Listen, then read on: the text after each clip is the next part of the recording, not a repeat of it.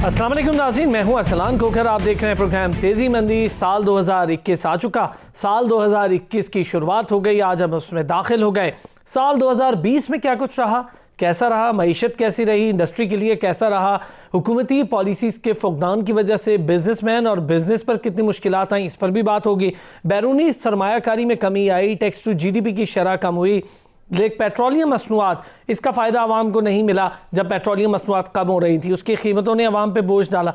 महंगाई की शरह 8% से नीचे आने का नाम नहीं लिया, बल्कि इससे ऊपर जाती रही। और एक टाइम था कि 13% तक भी महंगाई की शरह गई। और 13% तक महंगाई की शरह का मतलब ये है कि जो अशिया ज़रूरिया, यानी हम फूड इन्फ्लेशन, खाने पीने खुराक की जो अफरात ज़र है उसकी बात करें, उसमें इतनी तेज़ी से महंगाई आई और उसकी शरह इतनी तेज़ी से बढ़ी कि उसकी कीमतों को पर लगे और आवाम के लिए मुर्गी, अंडा, दाल, रोटी का हुसूल भी मुश्किल हो गया। चीनी की कीमतें बढ़ गई, आटे की कीमतें बढ़ गई। वो तमाम तर चीज़ें जो पाकिस्तान में उसकी पैदावार भी होती है, वो बनती भी हैं, वो तमाम प्रोडक्ट्स भी महंगी हुई। लेकिन दूसरी तरफ हुकूमत ने कुछ बेहतर इकदाम किए, जिसकी वजह से जो डेफिसिट्स हैं उसमें करंट अकाउंट डेफिसिट सरप्लस हुआ, उसको कंट्रोल किया गया। लेकिन जो हमारे मुआशियात हैं वो बहुत कुछ कहते रहे। इन तमाम तर चीज़ों पर 2020 और 2020 के अदाद शुमार पर भी बात होगी, स्टॉक मार्केट पर भी बात होगी, इकॉनमी पर भी बात होगी।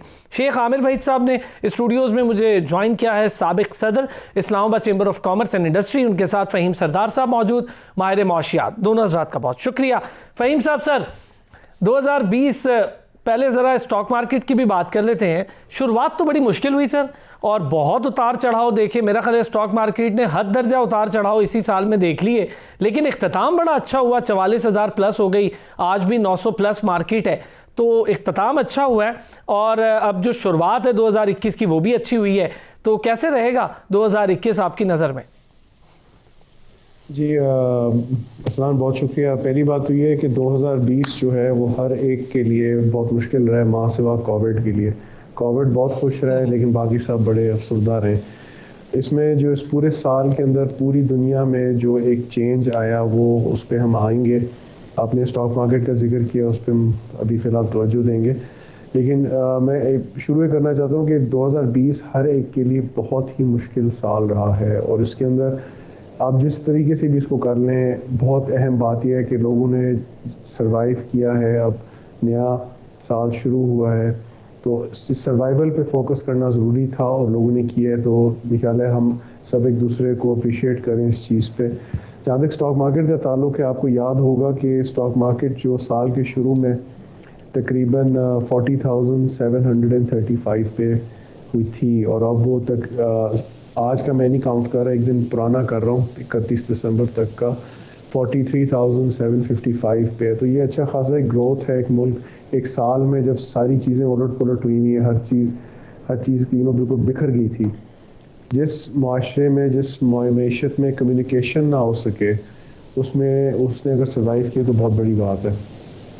पाकिस्तान की इकॉनमी जो थी वो 0.4% नेगेटिव हुई ग्रोथ। लेकिन अगर आप रीजन में देखें कि दूसरे मुल्कों में क्या सिचुएशन है, बिलफर्ज इंडिया जैसे कि उनका कम से कम -10% की ग्रोथ, उसको रिकवर करने में भी टाइम लगेगा। तो हमने उस हवाले से निस्बतन बेहतर रहा, लेकिन बेहतर हमने इसको और करना है।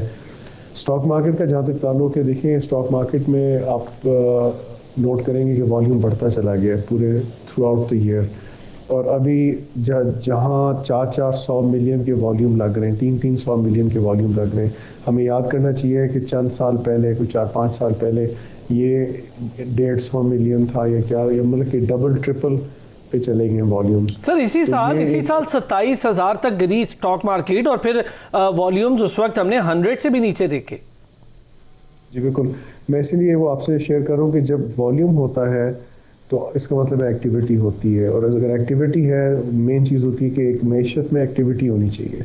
जहाँ एक्टिविटी बढ़नी शुरू हो जाती है, वहाँ पे फिर आपकी बेहतरी और सेहत, आपकी अच्छी सेहत नज़र आनी शुरू होती है।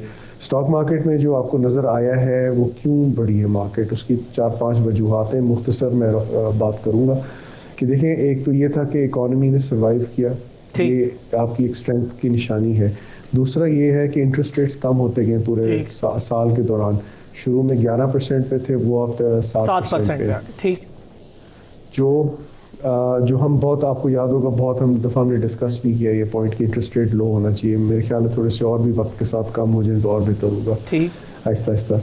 जो अगर आप देखें कि पाकिस्तान के अंदर जो एक इन्फ्लक्स हुआ है डॉलर्स का, आपको शायद याद हो कि हमने एक दफ़ा रेमिटेंस का डिस्कस किया था जी कि बिल्कुल। कोविड में लोग कह रहे थे रेमिटेंस कम होंगे। मेरा व्यू ये था कि रेमिटेंस बढ़ेंगे, कम नहीं होंगे।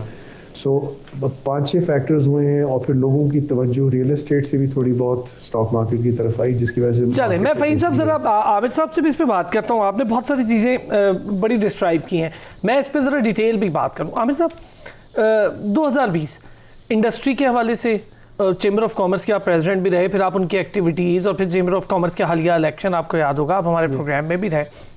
तमाम तर चीज़ों में इंपॉर्टेंट चीज़ ये कि आप बिजनेसमैन खुद भी हैं, बिजनेसमैन तबके के साथ और बिजनेस के साथ भी जुड़े रहे।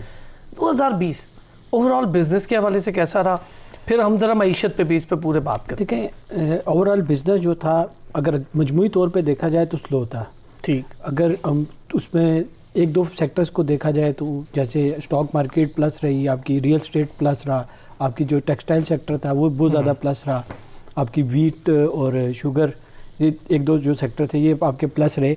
रीज़न ये थी कि जी एक तो कोविड की वजह सबसे सबको पता है, लेकिन जो है आम जो है एक जो सारिफ है अब घर बैठ के तो वो कुछ नहीं, उसकी वो एक्टिविटी जो है जो थी इकॉनमी का जो पहिया है वो रुक जाता है उससे। तो उस वजह से एक तो उस वजह से स्लो मैं समझता हूँ रही है। स्टॉक में मार्केट बढ़ने की एक वजह ये भी कोविड की वजह, घर में लोग बैठे हुए कोई भी बिजनेस नहीं कर रहे थे, वो इन्वेस्टमेंट वहाँ पे कर दी। एक बहुत बड़ा फैक्टर ये है सर, ऑनलाइन इन्वेस्टमेंट घर बैठ के आपकी बिजनेस हो सकता है। अदरवाइज़ जो है कोई भी बिजनेस आपको जाना पड़ता है अपनी शॉप पे या ऑफिस में कहीं भी जाके आप बिज़नेस करना पड़ता है। तो एक ये भी एक फैक्टर अभी तक चल रहा है कि लोग घर में बैठ के स्टॉक मार्केट का काम कर रहे हैं। और बाकी आपके टैक्स टू जीडीपी है वो डाउन हुई, जैसा आपने बताया कि उस आपकी टैक्स कलेक्शन नहीं पूरी हुई। किस वजह से नहीं हुई कि आप बल्कि बढ़नी चाहिए थी ना, उसको प्लस होना चाहिए था, ज़्यादा प्लस होना चाहिए था। जिस तरीके से हमारी एक्सपोर्ट्स बढ़ रही है तो हमारी टैक्स रेशो को भी बढ़ना चाहिए था। अच्छा आमिर साहब, मैं एक चीज़, आप खुद इंडस्ट्रियलिस्ट भी हैं, आपकी खुद एक इंडस्ट्री है। मैं हम एक्सपोर्ट्स की बात करें, लिमिटेड होकर रह गया टेक्सटाइल तक। हमारी एक्सपोर्ट सिर्फ टेक्सटाइल शो कर रही है। बस हमें सिर्फ 5 सेक्टर से निकल के ना दूसरे सेक्टर्स को भी इसी तरह इंसेंटिव देने चाहिए जिस हमने ये इन 5 सेक्टर्स को दिए हैं। बिजली का इंसेंटिव दिया, जीरो रेटेड आपने आपके जो रिफंड्स हैं कि आपने बिल्कुल भी अपने नहीं कर सकते हैं, जिस तरीके से भी कि रिफंड आप जो है आपको वो पूरी मिल जाएंगे या एडजस्ट हो जाएंगे। ये जो चीज़ें हैं ये आपके इंसेंटिव्स हैं। आप इसी तरह आप मार्बल सेक्टर को दे दें, इसी तरह आपके और कई सेक्टर्स हैं पाकिस्तान में जो ग्रो कर सकते हैं। अब यही हम रॉ मटेरियल बाहर बेचते हैं, चाइना बेचते हैं, इटली बेचते हैं, स्पेन बेचते हैं, वहाँ से वो पूरी दुनिया में वो जो एक $10 वाली चीज़ है वो $200 में बेच रहे होते हैं। तो पाकिस्तान में वैल्यू एडिशन की तरफ हमें फोकस करना चाहिए और एसएमई जो है ख़ास तौर पे एसएमई के ऊपर हमें काम करना चाहिए। सर फ़हीम साहब, 2 चीज़ें मेरा ख्याल बड़ी बेहतरीन बात की है कि वैल्यू एडिशन पर काम और एसएमई सेक्टर पर काम। हम एसएमईज को देखें तो बेचारे अपनी मदद आपके तहत घरों में बैठ के जितनी एंटरप्रेन्योरशिप हुई है वो आईटी रिलेटेड हुई है। कोरोना की तमाम तर सूरत हाल में कोई ऐसा हार्डकोर बिजनेस नहीं हुआ कि दुकानों पर जाकर या फिर कोई आउटलेट्स खोल लिए जाए। आईटी सेक्टर ने जो कुछ कमाया, जो कुछ किया, उसकी मद में भी रेमिटेंस आया पाकिस्तान। जाहिर है कि वो दीगर ज़राए से आया, उस पर पाकिस्तानी गवर्नमेंट को फ़ायदा तो हुआ, लेकिन आईटी सेक्टर के लिए कोई आसानियाँ, कोई रेगुलेशंस, कोई बेहतर चीज़ें नहीं बनाई गई।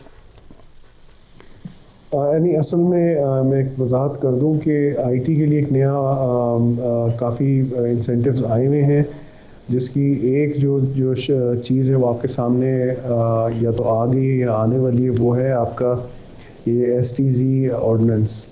और उससे क्या होगा कि आपके बहुत सारे मसले जो आईटी के आ रहे हैं ना, जहाँ पे बॉटलनेक हो जाती है, वो उस ऑर्डिनेंस के ज़रिए वो बेहतर हो जाएंगे। मैं नहीं ठीक कह है। रहा अच्छा फ़हीम साहब, मुझे एक ब्रेक पर जाना है, मैं वापस आता हूँ तो आप दोनों हज़ार से इस पर भी बात करके देख लेते हैं।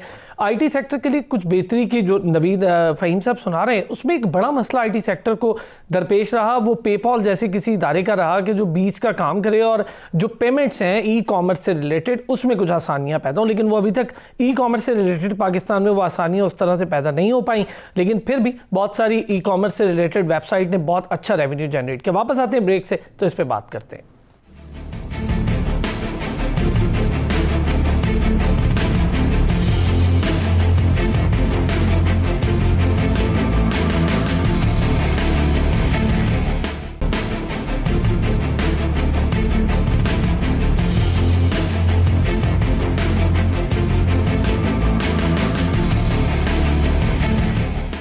Welcome back. फ़हीम सरदार साहब, शेख आमिर वहीद साहब हमारे साथ मौजूद है। और ब्रेक पर जाने से पहले फ़हीम सरदार साहब और आमिर साहब से ये बात हो रही थी कि आईटी सेक्टर एक ऐसा सेक्टर है जिसने बहुत ज़्यादा पैसे भी रेमिटेंसेस की मद में भी बाहर से भी मंगवाए, पाकिस्तान को बहुत इकट्ठे करके दिए, लेकिन उसके लिए अभी तक कोई खातिर खा बेहतरी, आसानियाँ या उसके चैनलाइज करने की तरफ गवर्नमेंट जाती है अभी तक तो मुझे नहीं दिखाई दी। आगे कुछ हो तो पता नहीं। फ़हीम साहब कुछ बता रहे थे। फ़हीम साहब सर।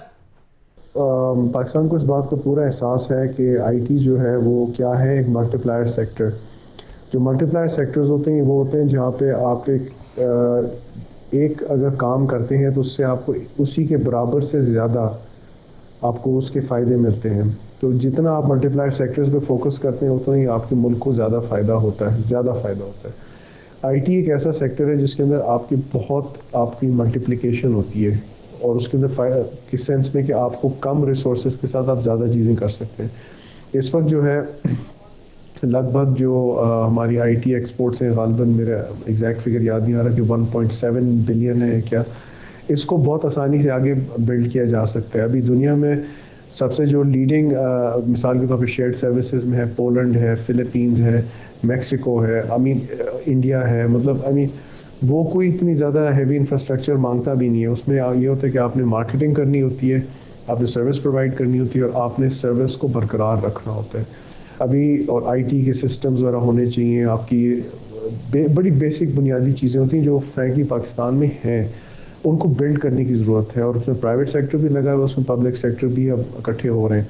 अभी रिसेंटली जो एक चीज़ हुई है वो स्पेशल टेक्नोलॉजी जोन्स का जो कानून है वो नाफिज हो रहा है या हो गया है, जिसकी मदद से काफ़ी सारे मसले वैसे ही हल हो जाएंगे। ठीक है, मैं फ़हीम साहब और भी दो तीन चीज़ें मैं चाहूँगा, और भी दो तीन चीज़ें जिस पर आज ज़रा ज़्यादा बात हो जाए।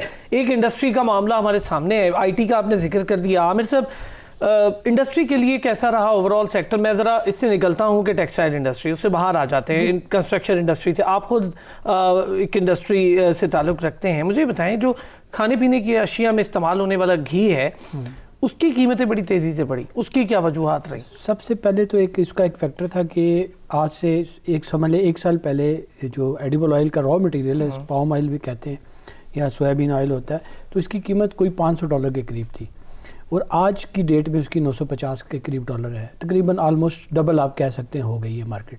तो हम लोग जो हैं, जितने जो घी बनाने वाले इदारे हैं जो भी है, वो इंटरनेशनल मार्केट के साथ लिंक होते हैं। ठीक, अगर इंटरनेशनल मार्केट बढ़ती है तो हम रेट बढ़ा देते हैं, कम होती है तो उस सेम टाइम पे कम कर देते हैं। तो ये सबसे एक बड़ा फैक्टर। डॉलर का कितना असर रहा है? डॉलर तो ये साल में ठीक रहा है, डॉलर में प्लस में बल्कि डाउन हुआ है, प्लस होने के बजाय नीचे की तरफ डाउनवर्ड ट्रेंड था। तो अभी आप 160 के ऊपर फिक्स हो गया है, अदरवाइज ये 170 तक भी गया, 70 से 100 समझ लिया 58 तक आया, 158 से 160 तक। तो डॉलर का इस पर इतना ज़्यादा इम्पैक्ट नहीं है। तो मेजर फैक्टर है कि इंटरनेशनल मार्केट बढ़ गई। अच्छा फ़हीम साहब, सर डॉलर ने कितना असर डाला है हमारी इकोनॉमी पर, जो 108 और 100 से नीचे और फिर 108 और फिर एकदम उठता है और 160 पे चला जाता है? सप्लाई जब किसी चीज़ की कम होती है तो उसकी कीमत बढ़ जाती है। डॉलर में आपको याद होगा कि ये मैंने लिखा हुआ था कि 154.7 पे ये साल शुरू हुआ था और ये फिर साल के दौरान 165 से ऊपर 167 पता नहीं कितने पे चला गया था, तो अब 160 पे, जैसे शेख साहब भी अभी बता रहे थे। तो ये रिकवरी जो हुई है रुपये की, ये बड़ी आराम से हुई है, लेकिन साफ नज़र आ रहा है कि मुल्क के अंदर डॉलर्स का इनफ्लो बढ़ गया था। वो किस तरह से था? आपकी रेमिटेंसेस जो थी रिकॉर्ड लेवल पे चली गई है, जो 23 अरब के करीब था। आपके जो बेसिकली एक्सपोर्ट्स थे वो काफ़ी हद तक बरकरार रहे, कम हुए जो अब पिकअप हो रहे हैं, लेकिन साल के दौरान वो कम से कम बरकरार थोड़े बहुत रहे थे, इरोजन हुई थी। जो तीसरी बात ये है कि आपके जो बहुत सारे अनऑफिशियल सिस्टम्स थे वो FATF की वजह से वो बंद किए गए, जिसकी वजह से ऑफिशियल पे जब सिस्टम पे आए तो आपके ऑफिशियल प्राइसिंग जो है वो थोड़ी बेहतर हो गई थी। फाइनली बुनियादी बात यह है कि जब तक हम अपने एक्सपोर्ट्स को मिसाल के तौर पर डबल नहीं कर लेंगे, आपको रुपया जो है ना प्रेशर में ही नजर आएगा और हुकूमत की रेवेन्यूज भी प्रेशर में नजर आएंगे। अच्छा, एक्सपोर्ट्स आपने फ़हीम साहब, मैं आप दोनों हज़रात, एक्सपोर्ट्स हम बढ़ाने के लिए कर क्या रहे हैं? मैं आमिर साहब क्या कर रही है गवर्नमेंट एक्सपोर्ट बढ़ाने की?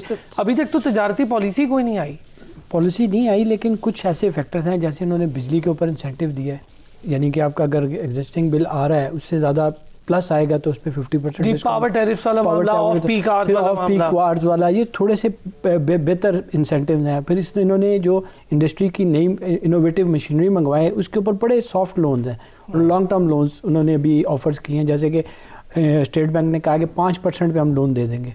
तो ये बहुत बड़ा है कि आपको 5 साल के लिए 5% पे लोन मिल जाए मशीनरी की, ये पॉजिटिविटी है। और इंडस्ट्रियल ग्रोथ थोड़ी सी प्लस साइन में है, पिछले साल -0.4 के करीब थी और अब आस्ता आस्ता 2 पॉइंट समथिंग पे आ गई है। तो ये एक अच्छे इंडिकेटर्स नज़र आ रहे हैं कि प्लस की तरफ जा रही है। तो इंडस्ट्री मेरा ख्याल है बढ़ेगी। और एक्सपोर्ट ना बढ़ने की एक वजह कि हमने सिर्फ 5 सेक्टर्स को फोकस किया हुआ है। 5 सेक्टर से हट के दूसरे सेक्टर्स को भी फोकस करें आप। सबसे जो हमारा कोर इशू है ना वो है आपका जो टैक्स के रिफंड्स हैं। जब तक आपके टैक्स के रिफंड्स आप उनको ऑनलाइन नहीं करेंगे कि जी जिसका जो टैक्स का बनता है उसी वक्त ऑनलाइन एडजस्ट हो जाए, अपनी सेल्स टैक्स की रिटर्न के साथ एडजस्ट हो जाए। अभी क्या होता है, सेल्स टैक्स की रिटर्न आप बढ़ते हैं तो 90% आपको एडजस्ट होता है, 10% आपका बैकलॉग चलता रहता है। तो ये चीज़ें हैं कि अगर आप सबको लिंक कर दें ना, वन लिंक के साथ सारा कुछ कर दें तो आपकी एक्सपोर्ट और बढ़ जाएंगी। फ़हीम साहब एग्री करते हैं अगर टैक्सेशन वाले मामला ज़रा सहल और आसान हो जाएं और रीफंड वाले मामला को एक चैनलाइज सिस्टम के तहत बढ़ाया जाए आगे, तो आप अपनी एक्सपोर्ट्स भी बेहतर कर पाएंगे और यकीनी तौर पर जो टैक्सेशन की मद है उसको भी बढ़ा पाएंगे। यकीनन आपके जब तक पैसा, आपकी लिक्विडिटी आपको नहीं मिलती तो उसमें बिजनेस करना मुश्किल हो जाता है। और गवर्नमेंट ने जो है तकरीबन काफ़ी हैवी अमाउंट्स, कोई एग्जैक्ट फिगर मुझे याद नहीं आ रहा, कि हैवी रिफंड्स दिए हैं जो पहले पता नहीं 100-220 अरब पे रुके हुए थे। उसमें से तुम आई थिंक कोई कंफर्म कर ले कि 70-80% शायद रिफंड हो चुका है। जो जब तक ये एक सिस्टमेटिक तरीका हम नहीं इसको बना लेंगे तब तक चीज़ें प्रेशर में रहेंगी, वो गवर्नमेंट भी प्रेशर में रहेगी, बिजनेस भी प्रेशर में रहेगी। अच्छा, मैं फ़हीम साहब एक ब्रेक पर जाना है, मैं वापस आता हूँ तो आप दोनों हज़रात से पूछता हूँ, सिस्टमेटिक तरीका बनाने के लिए FBR का चेयरमैन ही नहीं ठहर रहा। कुछ 4 बार तो तब्दीली हो गई है, अब पता नहीं और कितने तब्दील होने हैं, फिर एक आ गए हैं, तो अब होगा कैसे, सिस्टम को कैसे बेहतर करेंगे जब चेयरमैन ही मौजूद ना हो। वापस आते हैं ब्रेक से तो इस पर बात करते हैं।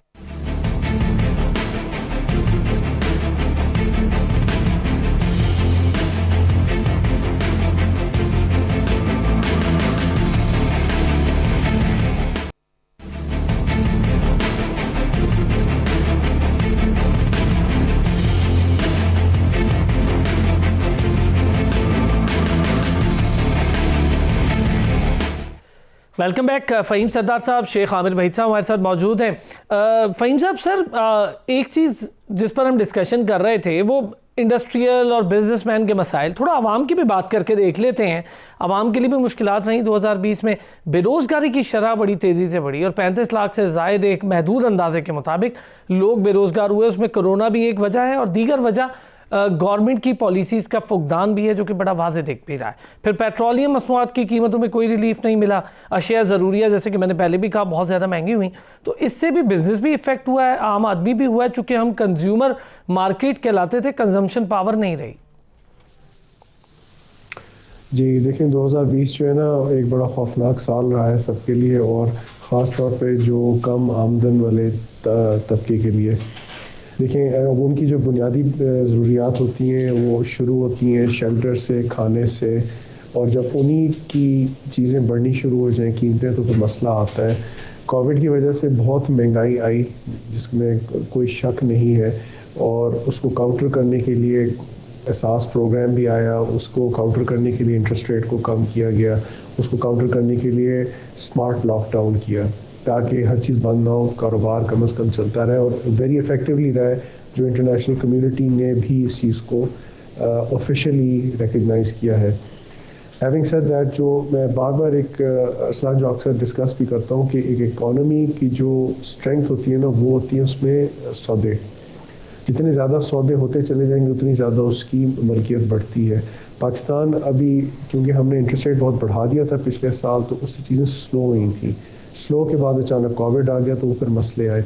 अभी इस वक्त जो सबसे बुनियादी बात जो है वो है कि ये सौदे बढ़ाने और सौदों को रुकना नहीं है। ये रुकने नहीं चाहिए, उसी से सबकी आमदन बढ़ेगी। अच्छा, मैं फ़हीम साहब ज़रा दो चीज़ें इसमें भी हैं। एक आमिर साहब सौदे बढ़ाने चाहिए, सौदे बढ़ेंगे तो ज़ाहिर है आमदन नहीं, लेकिन सौदे बढ़ने के लिए कुव्वत ख़रीद का बढ़ना असल सबसे बड़ी चीज़ है कि बंदे की कुव्वत ख़रीद होगी तो वो बाय भी कर सकेगा। इसके लिए क्या कुछ हुआ, क्या नहीं हुआ? मुझे तो कोई ऐसी चीज़ नहीं दिखाई दी, लोगों का तो कुव्वत ख़रीद ही कम हो गई। देखिए सारा सिस्टम आपका रुक गया ना। देखिए आप पूरा जब तक आप पूरा साइकिल आपका जब रुक जाता है तो हर चीज़ डिस्टर्ब होती है। एक आम आदमी से लेके बड़े से बड़े आदमी तक। अब आप एक बहुत बड़े इंडस्ट्रियलिस्ट से भी कहेंगे वो भी परेशान है, एक आम आदमी से कहेंगे वो भी परेशान है, एक मजदूर से कहेंगे वो भी परेशान है, तो हर बंदा वो परेशान है। तो साइकिल को कंप्लीट करना चाहिए, साइकिल को रुकना नहीं चाहिए। जो भी है वो उसकी डिमांड क्रिएट करवानी मार्केट में रहनी चाहिए। जैसे इन्होंने कंस्ट्रक्शन से रिलेटेड किया, उसकी डिमांड क्रिएट हुई, प्राइसेस बढ़ी, उससे रिलेटेड जितने अलाइड जो बिज़नेस हैं उनमें उनकी ग्रोथ हुई। तो इसी तरह आप और लोगों को और इंसेंटिव्स दें जिससे आपकी वो डिमांड मार्केट में क्रिएट हो और डिमांड के साथ साथ आपके रोज़गार बढ़े। रोज़गार ऐसे नहीं बढ़ेगा कि आपने 1 करोड़ नौकरियां अगर देनी है तो एक दिन में नहीं बढ़ेंगी, एक साल में नहीं बढ़ेंगी। 35 लाख लोग बेरोजगार हो गए, लोग देंगे पहले नौकरियां मिलने की बजाय बेरोजगार हो गए। लेकिन आप उसको इंसेंटिव दें कि हर शोबे को इंसेंटिव दें। देखिए आपने कंस्ट्रक्शन को 1 साल दिया है, आप और किसी सेक्टर को दें। आईटी सेक्टर की आप बात कर रहे थे, आईटी सेक्टर से उस वक्त हम नहीं निकल सकते जब तक आप पाकिस्तान ग्रे जो लिस्ट FATF ये भी सबसे बड़ा एक फैक्टर है कि आईटी सेक्टर की ग्रोथ के लिए पाकिस्तान को FATF से निकलना सबसे पहले ज़रूरी है। वो निकलेगा तो हमारे जो पेमेंट्स के जो है तरीक़ाकार, पेमेंट पाकिस्तान से जानी पाकिस्तान में आनी वो आसान होंगी। अब बाहर से किसी ने पैसे $10,000 से ज़्यादा भेजने होते हैं तो उनको पूछगिछ होती है। पाकिस्तान से किसी ने भेजने होते हैं तो उनको वो चेक लग जाता है कि जी आपने $10,000 क्यों भेजें, 10 सवालात किए जाते हैं। तो इस पे ये पेपाल वाला सिस्टम पाकिस्तान में आना चाहिए। इसी तरह बिटकॉइंस हैं उनको आना चाहिए पाकिस्तान में। इस तरह की कई चीज़ें हैं जो जिससे हम पेमेंट्स का जो मेथड है वो उसको आसान कर सकें। जैसे कि देखें लोगों ने यहाँ पे आईटी कंपनी यहाँ पे भी बनाई हुई, साथ अपने ऑफिस दुबई में भी बनाए हुए, पेमेंट सारी वहाँ पे रूट हो रही। वो अरबों डॉलर जो हैं पाकिस्तान में डायरेक्ट आने की बजाय दुबई जा रहे हैं। तो वैसे फ़हीम साहब बड़ी इंपॉर्टेंट बात की है आमिर साहब ने, ये बात दुरुस्त है कि जो पैसा पाकिस्तान आना चाहिए वो दुबई जा रहा है। हम डिजिटल मनी की भी ज़रा बात कर लेते हैं। डिजिटल करेंसी को प्रमोट करने की बात तो होती है लेकिन हुई नहीं। असद उमर साहब जब वज़ीर ख़जाना थे तो बड़ा पेपाल की बात करते थे, कर कुछ नहीं पाए वो भी। देखिए जो आपके ये बहुत ज़रूरी है कि सारे रेमिटेंसेस पाकिस्तान में आएँ ताकि आपकी जीडीपी बढ़े। अभी जीएनपी में आप शायद उसको डाल सकते हैं कि बाहर हमने कमाया था, लेकिन वो बेसिकली पाकिस्तान में आना चाहिए। पेपैल जो है ना वो लास्ट माइल सॉफ्टवेयर है, लास्ट माइल है, वो सेंट्रल नहीं है। पेपैल जो होता है सेंट्रल हमेशा आपका बैंक ही रहेगा। जाहिर बात है हमें लगता है कि वो पेपैल वाला सेंटर है। अभी इस वक्त एज वी स्पीक गवर्नमेंट इस पे काम कर रही है कि एक हमारा पेमेंट सिस्टम बन जाए। अच्छा भाई साहब, FATF की तलवार भी लटकी रही। देखें FATF की तलवार लटकी रही और पाकिस्तान ने बहुत इफेक्टिवली अपने जो रिक्वायरमेंट्स थी उनको पूरा करना शुरू कर दिया। गालबन हम 21 रिक्वायरमेंट्स पूरी कर चुके हैं, दो तीन रह गई हैं। ठीक, इसके बाद सारे इशू रिजॉल्व हो जाएगा। चल बहुत बहुत शुक्रिया फ़हीम सरदार साहब। वक्त की चूँकि कमी रही और बातें थी बहुत ज़्यादा। 2020 का साल भी बड़ा लंबा रहा और फिर कोरोना की वबा ने बहुत तहस नहस किया, मईशत को भी इंसानियत को भी बहुत नुकसान पहुंचा। दुआ गो है ये साल अच्छा गुजरे, बेहतर हो हमारे पाकिस्तान के लिए भी, पाकिस्तान के आम आवाम और बिजनेसमैन के लिए भी। अपना बहुत ज़्यादा ख्याल रखिएगा। शेख आमिर वहीद साहब आपका भी शुक्रिया, फ़हीम सरदार साहब का भी शुक्रिया।